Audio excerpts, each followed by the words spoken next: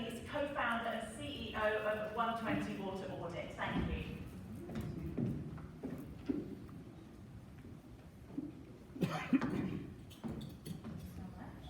I understand I am a floating head, so I'm going to try to stand to the side.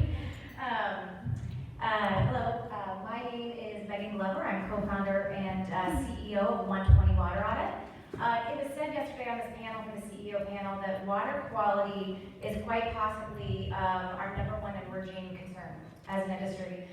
Couple that with crumbling infrastructure, aging workforce, and the new regulations that are put in place to tackle some concerns, and the industry is completely burdened by them. And our clients are under a huge, burdensome, and resource constraint. It's a must-solve problem. And at 120WaterAudit, we are part of the solution. Our platform is comprised of cloud-based software, kits, and services that government agencies, cities, utilities, and facilities such as schools use to manage their drinking water programs.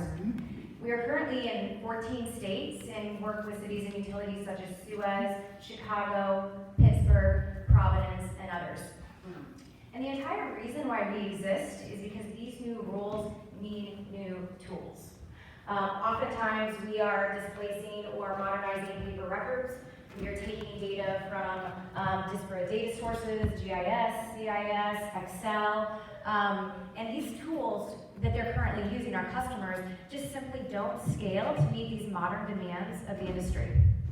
So how it works, I like to say we are a turnkey solution that can be used to start, middle, and end of our customers' programs.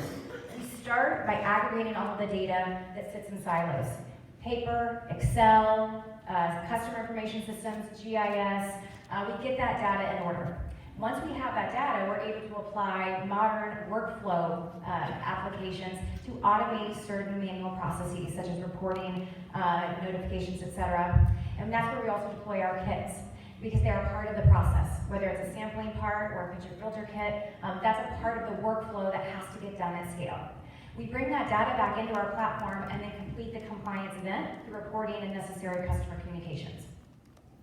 So it's probably best told in terms of a real-life case study of how we've helped some of our customers.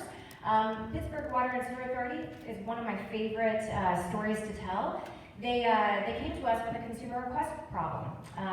Many in the room may know that they do have a lead problem and are currently replacing 7% year-over-year lead service lines. But they also had a consumer request backlog. They launched this program offering free testing for anyone in their network. They had a 4,000 kit backlog of kits.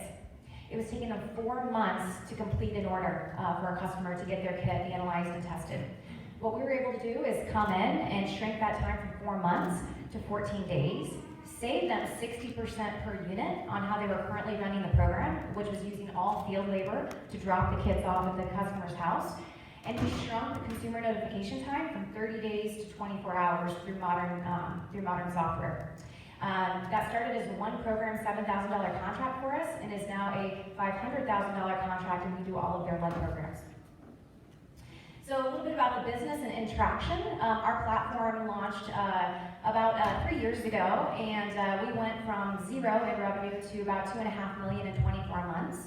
What I am most proud of is that our software has been implemented to manage over 160,000 locations across those 14 states and impacting over 5 million lives.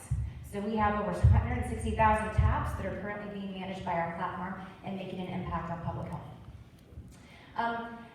We are not from water, many of us. Half of our team are actually software veterans from places like Salesforce, Oracle, and others.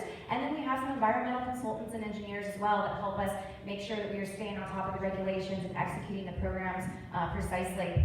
And we're backed by some amazing investors and cohorts, such as the Imagine H2O cohort. We were the 2019 winner, as well as Steve Case's Rise of the Rest, and we were the 2017 winner. He was the founder of AOL.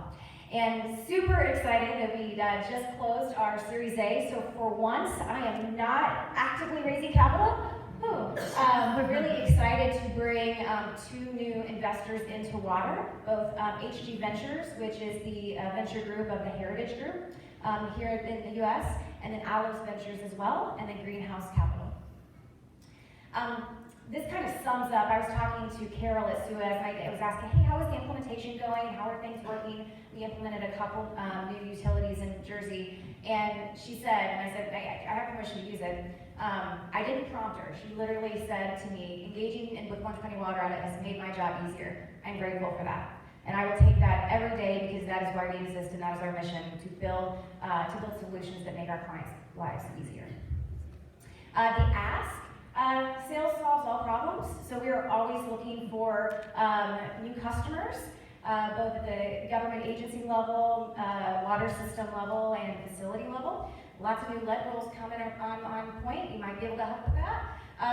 Channel partners, we are just getting our channel going. We've seen early success going directly through environmental engineers and piggybacking on some contracts that may already be in the works. So I'd love to talk with you if you are a potential partner. And then you're always raising money, right? So we are looking for perhaps corporate or strategic investors that may be interested in a Series B down the road and making a further impact on water. So thank you so much.